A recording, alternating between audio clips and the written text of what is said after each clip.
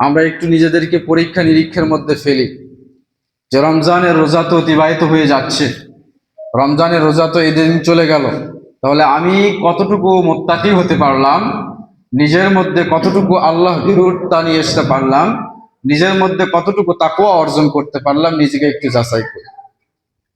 তাকওয়াটাই হচ্ছে যে আল্লাহ রাব্বুল আলামিনের ভয় নিজের মধ্যে নিয়ে আসা, এবং এই ভয়ের কারণে, রবের ভয়ের কারণে গুনাহগুলোকে ত্যাগ করে ফেলা।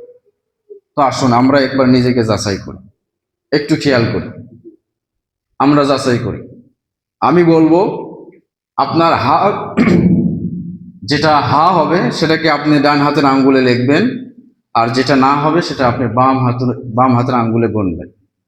তাহলে আমরা একটু যাচাই করি নিজেকে যে আমাদের মধ্যে কতটুকু তাকওয়া এসেছে, আল্লাহ রাব্বুল আলামিনের ভয় ভীতি কতটুকু অর্জন করতে পেরেছি।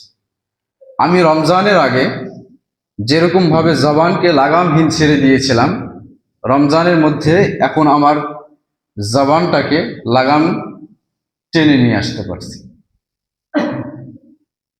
যদি হা হয়ে থাকে তাহলে আপনি আপনার ডান হাতে গুনতে থাকেন, আর যদি না হয়ে থাকে তাহলে বাম হাতে গুনতে থাকেন।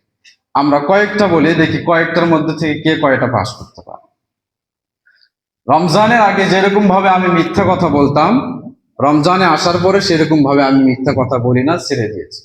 হা অথবা না। রমজানের আগে যেরকম ভাবে আমি 5 ওয়াক্ত নামাজ হয়তো পড়তাম না, কিন্তু রমজানে এসে আমি 5 ওয়াক্ত নামাজ নিয়মিত পড়ি। হা অথবা না। রমজানের আগে আমি তেলাওয়াত করতে পারতাম না, রমজানে আসার পর রমজান অতিবাহিত হচ্ছে, এখন আমি তেলাওয়াত করার সুযোগ গ্রহণ করতে পেরেছি, তেলাওয়াত করতেছি। হা অথবা না। রমজানের আগে যেরকম ভাবে আমি গীবত গাইতাম, মিথ্যা কথা বলতাম, রমজান আসার পরেও আমি সেই গীবত গাই অথবা গাই না, গীবত করি অথবা করি না। হা অথবা না। রমজানের আগে যেরকম ভাবে আমি সুদ ঘুষ এর মধ্যে লিপ্ত ছিলাম, রমজান আসার পরে আল্লাহ তাআলার ভয় আমার মধ্যে এমন ভাবে এসেছে যে আমি এই সুদ ঘুষ থেকে নিজেকে বিরত রেখেছি। হা অথবা না।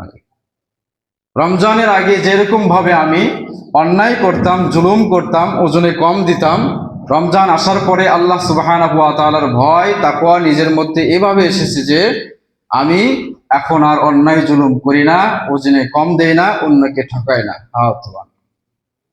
এখন এর বহির ফলাফলটা যেটা হবে, এর ফলাফলটা আমরা বহির প্রকাশ করছি না, নিজের মধ্যে ভাবতে থাকি কয়টাতে আমি পাস করলাম এবং কয়টাতে ফেল করলাম, আমার কতটুকু তাকওয়া অর্জন করার কথা ছিল আর আমি কতটুকু করতে পারলাম।